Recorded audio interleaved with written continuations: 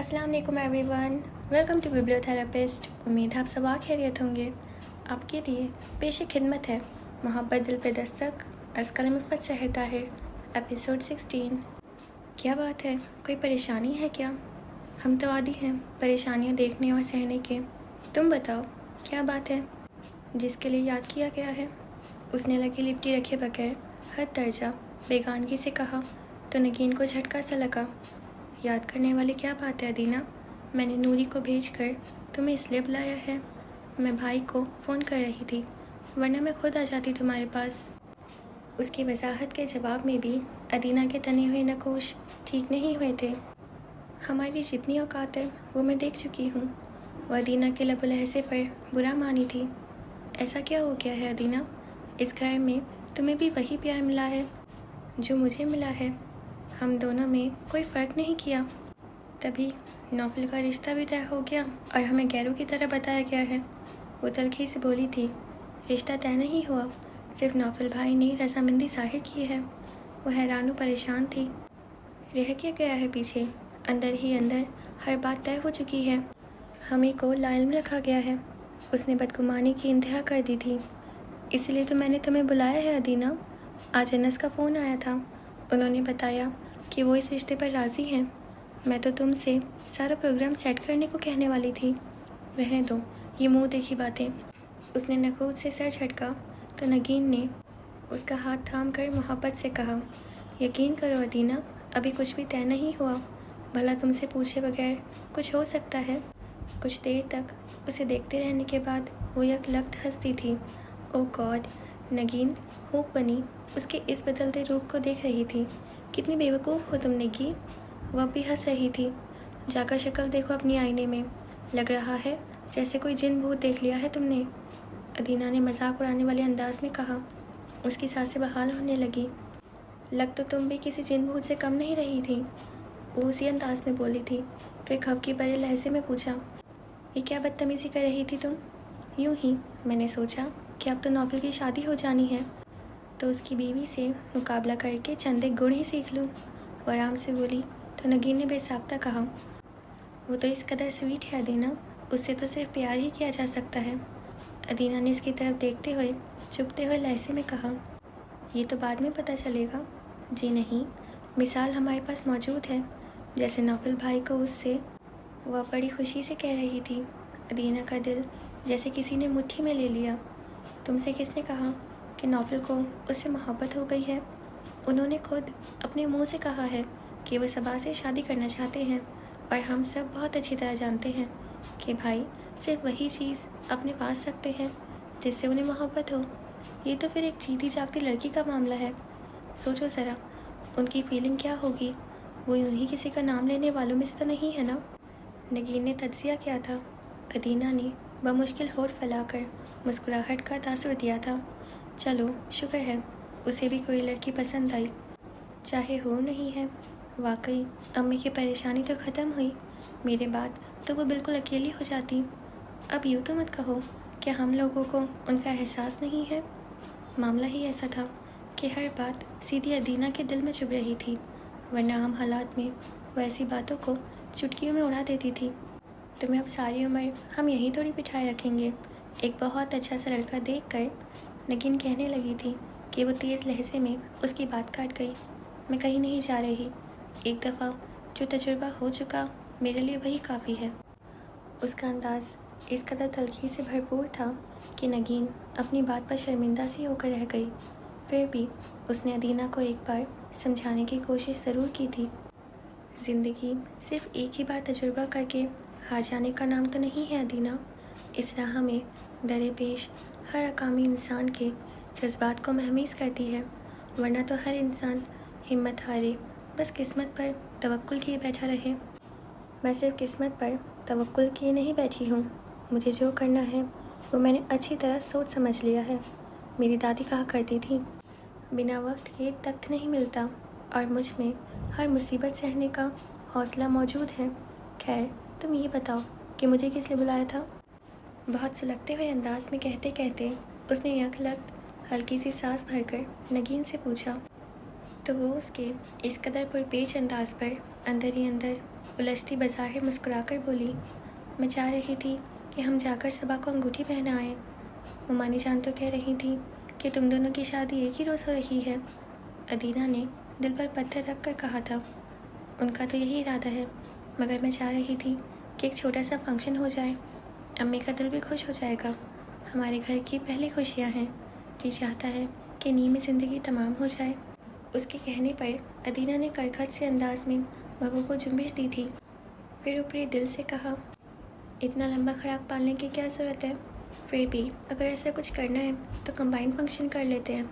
किसी होटल में अरेंजमेंट करके ही दिन मंगनी की रस्म अदा कर लो, यानी दोनों को एक ही रस्म की जाए।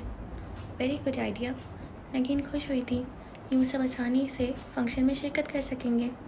हाँ, तुम्हारी अन्नत से मुलाकात हो जाएगी और नौफल की सबा से। वो अजीब सी मुस्कुराई थी। खैर, मेरा ऐसा कोई मतलब नहीं था। वो अजीब थी। नौफल कब आ रहा है ऑफिस से? अदीना ने अपने अंदर के अस्तराब को छिपाते हुए आराम से अंदाज में पूछा था। उनके अंदाज से तो लग रहा था कि अभी उड़ते हुए आप पहुँचेंगे। नगीन खुशी के एहसास में घिरी हुई थी। इतने अरसे तक इस मौजू से छिपते रहने के बाद नौफल ने इस कदर गैर मुतवक्को तौर के लिए सबा का नाम तजवीज़ कर दिया था कि नगीन और सौलेहा बेगम दोनों को एक खुशगवार से झटका लगा था। वैसे नौफल यूं ही तो नहीं राज़ी होने वाला। लगता है सबा ने कोई चक्कर वगैरह चलाया है। अदीना ने टांग पर टांग जमाते हुए अपना ख्याल जाहिर किया था, तो नगीन ने फियल फौरी उसकी बात को रद्द कर दिया। वो इस टाइप की लड़की नहीं है, और फिर उसके नौफल भाई से हाय हेलो तक नहीं हुई है, तो फिर चक्कर तो दूर की बात है। तुम्हें क्या मालूम, तुम अभी बच्ची हो। ऐसे मामले यूं ही शादी तक नहीं पहुंच जाते। वो अपनी बात पर अड़ी हुई थी। कम ऑन अदीना, तुम भाई के नेचर से अच्छी तरह वाकिफ़ हो।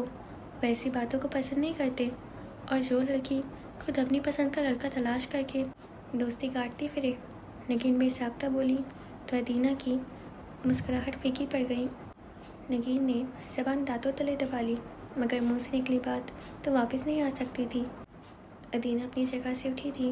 मैं चलती हूँ। बैठो ना, अभी तो बहुत सी डिस्कशन करनी है। नगीन भी गड़बड़ा कर खड़ी हुई थी। फिर सही, मैं यूँ भी अपनी फ्रेंड की तरफ जा रही थी। वो संजीदगी से कहती चली गई। नगीन का अपनी अक्ल पर मातम करने को जी चाहा। उसे एहसास हो रहा था कि बहुत गलत मौके पर उसके मुंह से बहुत गलत बात फिसल गई थी। यकीनन अदीना ने माइंड भी किया था। वो खुशखबरी सुनकर सबा को बताने की गर्ज से भागी थी, और इस अंधाधुंध दौड़ की वजह से वो अपने कमरे से निकलती मोहित से तसादम के बाद ज़मीन बोस होने ही लगी थी कि वो उसे बाजुओं से थाम कर संभाल गया। लम्हों में वो दिलफरेब सी खुशबू के हिसार में गिर गई थी। बेवकूफ़, यूँ अंधों की तरह क्यों भाग रही हो? उसकी झुल्लाहट भरी आवाज़ ने एक सेकंड में सुहा के तमाम हवास बहाल कर दिए थे। वो बेख्तियार पीछे हटी थी। ये अंधा किसे कहा है तुमने? जाहिर है तुम्हें अब दीवारों से तो बातें करने से रहा। वो धुला धुलाया कहीं जाने को था, इत्मीनान से बोला तो वो सुलग उठी। तुम्हारी आंखें तो रोशन हैं, इनसे ही काम ले लिया करो। जिधर जा रही थी उधर जाओ, मेरे मुंह मत लगो। वो भी हंस पे आदत उसकी बेवजह की झड़प से चिढ़ गया था। वो पैर पटकती सबा के कमरे की तरफ बढ़ गई। यूँ लग रहा था जैसे खुशखबरी का सारा जाम ही ख़त्म हो गया हो। दिल ही दिल में मोहित को कोस कर उसने नाक घुमा कर दरवाज़ा अंदर धकेला था। वो इश्क जो हमसे रूठ गया, अब उसका हाल बताएं क्या? कोई महर नहीं, कोई कहर नहीं, फिर सच्चा शेर सुनाए क्या? वो इश्क जो हमसे मगनिया की दिलकश आवाज़ के ज़ेरे वहम में खोई वाक़े मूंदे नींद दराज थी। ओहो, वो मायने खेजी अंदाज में कहती अंदर दाखिल हुई तो सबा चौंक उठी। यहाँ तो इश्क व आशिकी से भरपूर गाने सुने जा रहे हैं, और वहाँ हम तुम्हारे गम में घुले जा रहे हैं। क्या मतलब? सबा ने उठकर वॉल्यूम कम करते हुए पूछा, तो अपने दानिस्त में उसने धमका दिया। मतलब ये कि उधर नौफल अहमद का प्रपोज़ल मंजूर कर लिया गया है। तो फिर वो इस्तेफ़ामी अंदाज में सुहा को देखे गई तो वह हैरान हुई। तुम्हें हैरानी नहीं हुई? किस बात की हैरानी? मोहित भाई मुझसे इस बात में जवाब लेकर गए थे। उसने इत्मीनान से कहा तो गहरी सांस लेने के बाद उसने दांत किचकिचाकर सबा को देखा था। हमारा समझाना तो किसी गिनती में नहीं आता। उसने एक बार कहा होगा और तुम्हारा सर 100 दफ़ा इस बात में हिला होगा। یقین کرو زوئی، میں اب بھی اس میرج کے حق میں نہیں ہوں، مگر سب لوگ اتنے خوش اور مطمئن ہیں کہ میں اپنے تمام خدشات کو پس پش ڈال رہی ہوں۔ اس نے سنجیدگی سے کہا تو زوہا بھی سنجیدہ ہو گئی۔ صبا، تم خواہ کی ٹینشن لے رہی ہو۔ آج کل وہ ٹپیکل ساس بہوؤں کا زمانہ تو نہیں رہا، جنگ و جدل کا سما بندھا رہے۔ نہ تمہارے لیے وہاں کوئی مسئلہ ہے اور نہ ہی نگین کے لیے یہاں۔ اور سب سے بڑی بات یہ کہ نہ صرف انس بھائی نگین کو بہت محبت سے اس گھر میں لا رہے ہیں، بلکہ نوفل بھائی نے بھی تمہارے لیے بہت چاہت سے دامن پھیلایا ہوا ہے۔ آخر میں نے بھی یہی سوچا تھا، وہ شرمگی سی مسکراہٹ کے ساتھ بولی تو چند ثانیے اسے گھورتے رہنے کے بعد زوہا نے تکیہ اٹھا کر اسے دے مارا۔ فضول لڑکی، اور جو آنکھوں سے آنسوؤں کی نہریں بہا بہا کر مجھے دکھا رہی تھی، اس کا کیا مطلب تھا؟ اعتراض کا حق تو ہر لڑکی کو ہوتا ہے، وہ ڈھٹائی سے بولی تو وہ دھپ سے اس کے پاس گئی۔ تو پھر اب یہ اداس گانے سننا بند کرو اور کوئی نئی کیسٹ خریدو۔ مثلاً کون سی؟ مثلاً یہ دل آپ کا ہوا وغیرہ۔ وہ قدرے سوچ کر بولی تو صبا کو ہنسی آ گئی۔ ویری چیپ، بکو مت اور سیدھی طرح بتاؤ کہ نوفل احمد سے متعلق تمہاری کیا رائے ہے؟ اس نے ڈانٹتے ہوئے پوچھا تو وہ بدک گئی۔ میری ان سے کوئی ایسی بے تکلفی نہیں ہے جو میں ان سے متعلق رائے دیتی پھروں۔ اوہو، ان سے؟ یعنی کہ وہ ابھی سے ان کے عہدے پر فائز ہو گئے ہیں۔ اس کی ساری بات میں سے اپنے کام کا لفظ ہی پکڑا تو وہ جھیک گئی۔ بہت بدتمیز ہو تم۔ یہ ساری شرما شرمی اب چھوڑ دو، کیونکہ ابھی دھماکہ خیز خبر تو میں نے تمہیں سنائی ہی نہیں۔ زوہا نے اسے ڈرایا تھا۔ اور کیا باقی رہ گیا ہے؟ اور یہ رہ گیا ہے کہ منگنی کا فنکشن کمبائن ہو رہا ہے، وہ بھی ہوٹل میں۔ زوہا نے خوشی سے مسکراتے ہوئے لہجے میں کہا تھا۔ دماغ تو ٹھیک ہے تمہارا؟ صبا کو شک ہوا تھا۔ یہ آئیڈیا ادھر کا ہے، لڑکا لڑکی دونوں منگنی میں شریک ہو جائیں گے، اور میں تو کہتی ہوں اچھا ہے۔ نوفل احمد ایک مرتبہ پھر سے سوچ لے، خواہ مارا جا رہا ہے۔ وہ ہنو شرارت کے لہجے میں تھی۔ زوئی، جھوٹ مت بولو، میرا دل ابھی سے ڈوبا جا رہا ہے۔ اس نے اپنے دل پر ہاتھ رکھ کر کہا۔ کوئی بات نہیں، سنا ہے موصوف ماہر تیراک بھی ہیں، سنبھال لیں گے تمہارے دل کو بھی۔ زوہا، بکواس مت کرو، اور یہ سب گھر والے اتنے براڈ مائنڈڈ کب سے ہو گئے ہیں؟ وہ بوجھل ہونے لگی۔ چلو انگوٹھی پہننے تک تو بات ٹھیک تھی، مگر نوفل احمد کا سامنا کرنا بہت مشکل کام تھا۔ مجھے تو یہ سب انس بھائی کا کمال لگ رہا ہے، سراسر اپنے سالے کو سپورٹ کر رہے ہیں، بلکہ وہ تو نگین سے ملاقات کا ایڈوانٹیج لے رہے ہیں۔ زوہا دور کی کوڑی لائی تھی۔ ہائے زوہا، اب کیا ہوگا؟ کیا وہ انگوٹھی بھی خود ہی پہنائے گا؟ صبا کو اپنی پڑی تھی۔ صدقے جاؤں، کیا کیا ارمان پل رہے ہیں بچی کے دل میں۔ زوہا نے طنز کیا تو وہ بری طرح جھیپی۔ ذلیل، میں تو یوں ہی پوچھ رہی تھی، یہ تو اب ان کے دل پر ڈیپینڈ کرتا ہے۔ ہو سکتا ہے کہ تمہارا روپ سہانا دیکھ کر نکاح اور رخصتی پر اڑ جائیں۔ زوہا نے اسے ڈرایا تو صبا نے ایک تسلی بخش سا جھاپڑ زوہا کے شانے پر دے مارا۔ بہت منحوس باتیں کرتی ہو تم۔ اچھا ہے نا، جلدی سے تم دفاع ہو، پھر یہاں صرف اور صرف میری اور ہمراہ کی حکومت ہوگی، چاہے ہم گند ڈالیں، ناشتہ بنائیں نہ بنائیں، کھانا پکائیں یا ہوٹلنگ کریں، ہمیں کوئی بھی نصیحتیں دینے والا نہ ہو۔ اور یہ کہ پھر چاہے شیخ چلی کے سارے انڈے ٹوٹ جائیں۔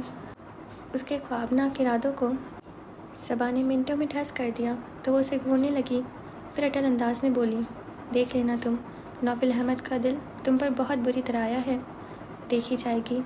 اس نے بھی چڑھانے والے انداز میں کہا تھا۔ بدلتا ہے رنگ آسمان کیسے کیسے۔ زوہا آہ بھر کے رہ گئی تھی۔ زوہا، ایک بات پوچھوں؟ صبا نے اسے بغور دیکھتے ہوئے پوچھا تو وہ بے پرواہی سے بولی، اگر تم یہ پوچھنا چاہتی ہو کہ میرا نوفل احمد میں کوئی انٹرسٹ ہے یا نہیں تو بے فکر ہو جاؤ، ہمیشہ انہیں ایک بھائی کی نظروں سے دیکھتی رہی ہوں۔ نہیں زوئی، میں پوچھنا چاہتی ہوں کہ تمہیں موہت بھائی کیسے لگتے ہیں؟ وہ بالکل سنجیدہ تھی۔ زوہا کو جھٹکا سا لگا۔ کیا مطلب ہے تمہارا؟ تحیر بھری نگاہوں سے اسے دیکھا تو وہ بولی، یہی کہ تمہارا موہت بھائی کے بارے میں کیا خیال ہے؟ بے فکر رہو، کوئی خاص اچھے خیالات نہیں ہیں میرے اس سے متعلق۔ موہت کا نام ہی اسے سلگا دیتا تھا۔ ابھی گزرے دنوں میں اس کے سامنے وہ جتنی تذلیل اور اہانت کا شکار ہوئی تھی، وہ زخموں کو ہرا کیے ہوئے تھے۔ موہت حسن کو کیوں کر بری کر دیتی؟ क्यों, इतने अच्छे तो हैं वो। सबा बुरा मान गई थी। तुम्हारा भाई है ना, इसलिए बुरा नहीं लगता, जोहा ने तंज किया था। ओहो, मेरा भाई है तो तुम्हारा क्या लगता है। सबा ने उसका जुमला पकड़ा तो वो दांत पीस कर रह गई। ना भाई ना कज़न, दुश्मन है वो मेरा। खैर, इतने बुरे तो नहीं है वो, इतना अच्छा भी नहीं है। हर वक्त दफ़ा 302 लगाने को तैयार। अगर उसे किसी को फांसी का इख्तियार होता तो वो सबसे पहले मेरा नाम तजवीज़ करता। किस कदर खबीस हो तुम जोहा, वो तो हम सबका इतना ख्याल करते हैं, तुम ही हर वक्त उनसे। सबा उसकी बात पर तड़प ही उठी थी, मगर उसकी बात मुकम्मल होने से पहले ही वो चिल्ला उठी। क्या तुम्हारा मतलब है कि मैं ही हर वक्त उसे उलझने को तैयार रहती हूँ? नहीं, वो खुद ही हर वक्त भेड़ों के छत्ते में हाथ डालने को बेताब फिरते हैं। उसने बहुत तहम्मुल से तंज किया तो वो दांत पीस कर बोली। कभी तुम उसके अंदाज देखो तो कभी उसकी हिमायत न करो। अभी आते हुए तुम्हारे भाई से टक्कर हुई थी, एक तो बमुश्किल गिरने से बची हूँ, ऊपर से डांट भी मुझी को पड़ी।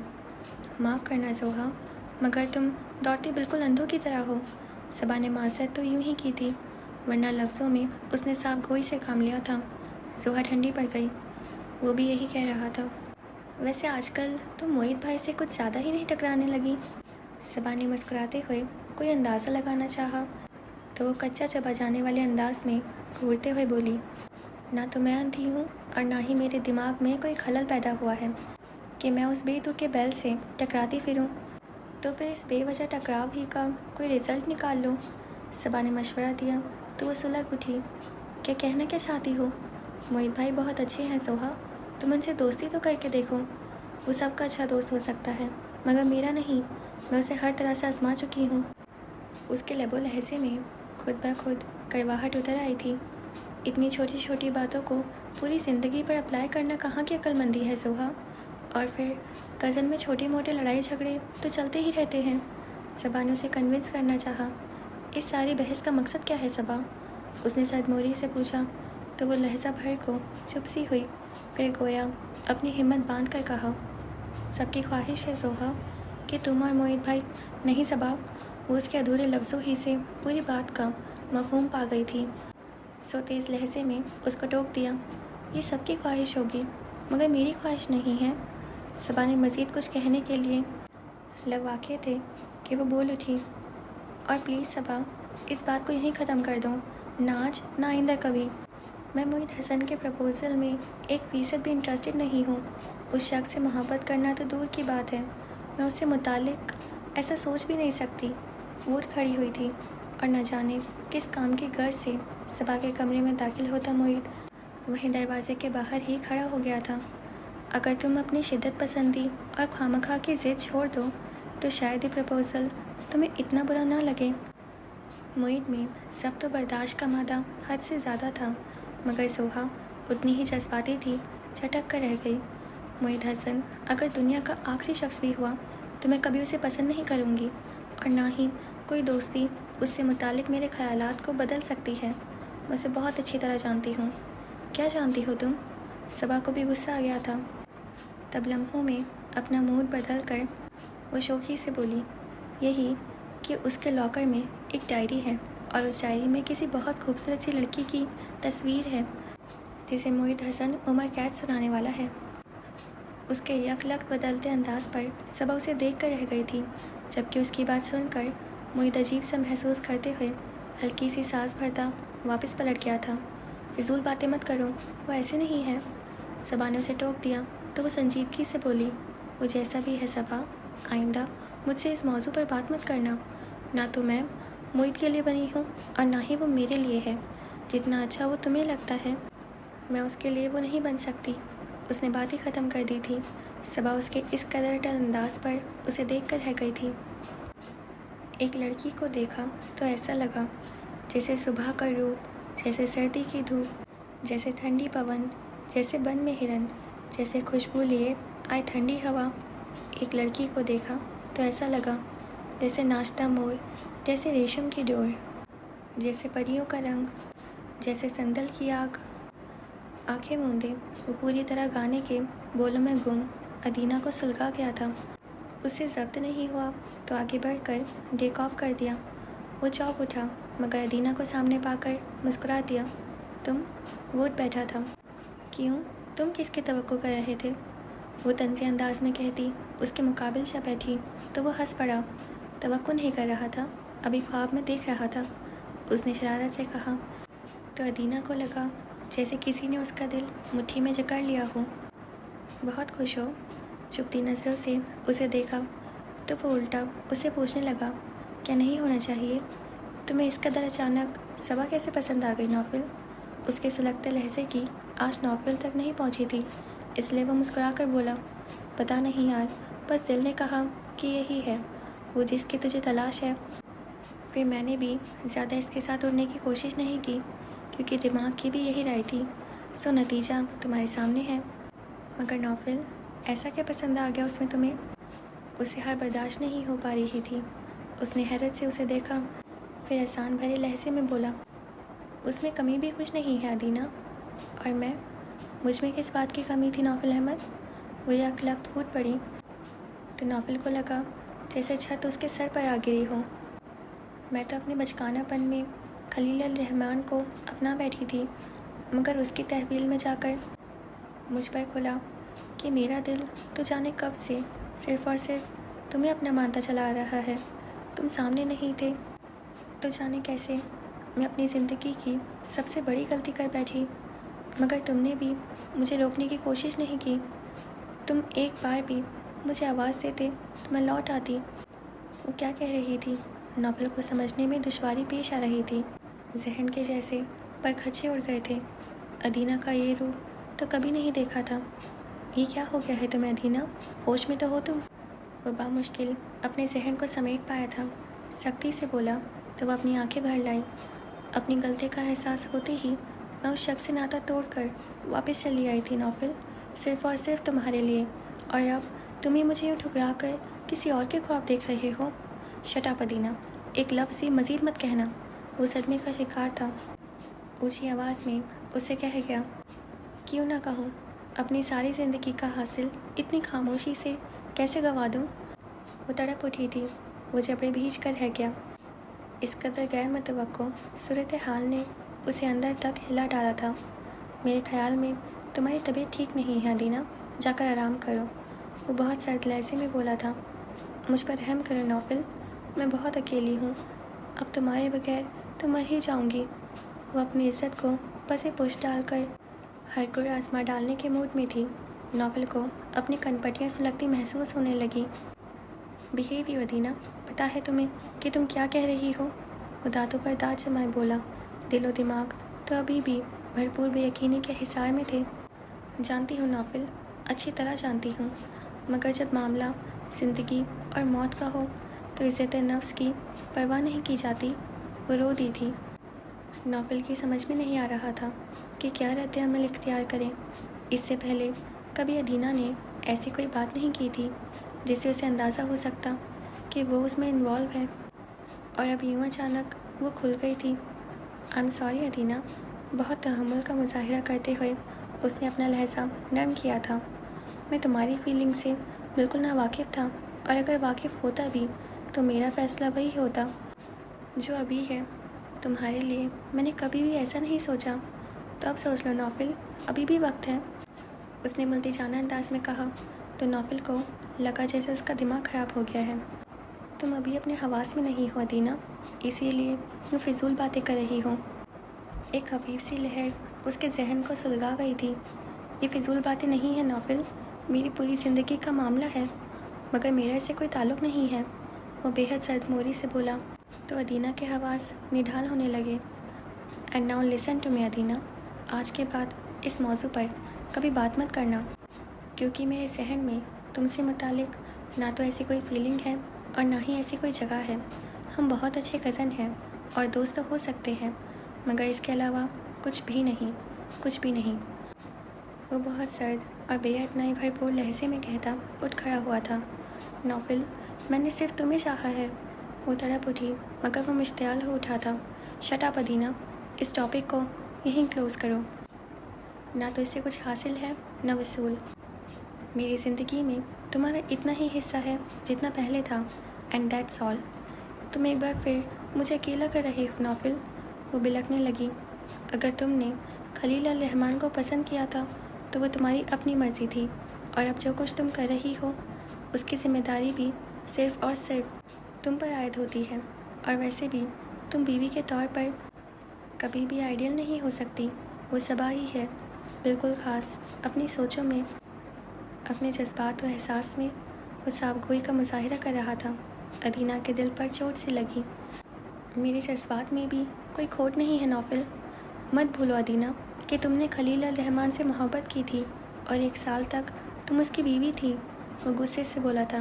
میری محبت کا تو خیال کرو نوفل، وہ کمزور لہجے میں بولی۔ گیٹ آؤٹ ادینہ، تم صرف اور صرف میرا دماغ خراب کر رہی ہو۔ جب تمہارا دماغ ٹھیک ہو جائے تب میرے ساتھ بات کرنا۔ نوفل کا ذہن واقعی کام نہیں کر رہا تھا۔ وہ ہارے ہوئے انداز میں اٹھ کھڑی ہوئی۔ آئی ایم سوری نوفل، مجھے نہیں پتا تھا کہ تم میرے متعلق اتنی بری سوچ رکھتے ہو۔ نوفل نے گہری سانس لیتے ہوئے اندر کے غصّافت کو کم کرنے کی کوشش کی، پھر نرمی سے بولا، ایسا مت سوچو ادینہ، تم میری بہت اچھی دوست ہو، کزن ہو۔ ہر رشتے کی اپنی ایک جگہ ہوتی ہے، ایک رسپیکٹ ہوتی ہے، اور میں نے ہمیشہ اس دوستی کے تقاضے نبھائے ہیں۔ یہ دوستی ایک اچھے رشتے میں بھی تو تبدیل ہو سکتی ہے نا۔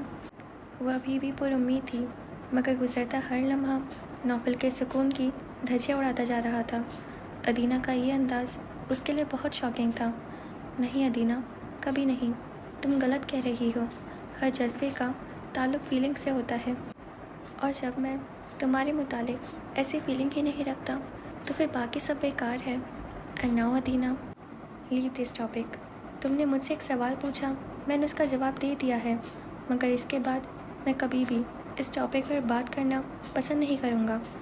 آج کی سب باتوں کو میں بھول جاؤں گا، اور تم بھی کبھی یاد مت کرنا۔ ہم آپس میں اچھے دوست ہیں، اور مجھے ہمارے درمیان یہی رشتہ اچھا لگتا ہے۔ اس نے کھڑے انداز میں بات ختم کر دی تو وہ بمشکل خود پر ضبط پاتی ہارے ہوئے انداز میں پلٹ گئی۔ نوفل نے گہری سانس لے کر تنے ہوئے اعصاب کو ڈھیلا چھوڑا تھا، مگر ایک عجیب سی پشیمردگی نے جیسے اندر کی فضا کو کثیف کر دیا تھا۔ وہ ذرا دیر پہلے والی خوشی گواریت دھواں بن کر اب غائب ہو چکی تھی۔ اس نے بستر پر گرتے ہوئے آنکھیں موند لیں اور ذہن کو پرسکون کرنے کی کوشش کرنے لگا۔ اوکے جی، تو ہمارا ایپیسوڈ یہیں پہ ختم ہوتا ہے، اور ادینہ نے جیسے اس نے کیا وہ غلط تھا، اور پہلے تو اس نے شادی کری تھی، اس میں مجھے نہیں لگتا نوفل کا کوئی فالٹ تھا۔ اور آپ کو کیا لگتا ہے مجھے ضرور بتائیے گا۔ اور ان دونوں کی انگیجمنٹ اب ساتھ میں ہوگی اور ایک آمنے سامنے ہوگی ہوٹل میں۔ چلیں دیکھتے ہیں پھر آگے کیا ہوتا ہے۔ تو آپ اپنا خیال رکھیے گا، اور اب ہم آپ سے کل ملیں گے۔ آپ پلیز ہمارے چینل کو سبسکرائب کر دیجیے اور ہمارے انسٹا اکاؤنٹ کو فالو کر لیجیے۔ خدا حافظ۔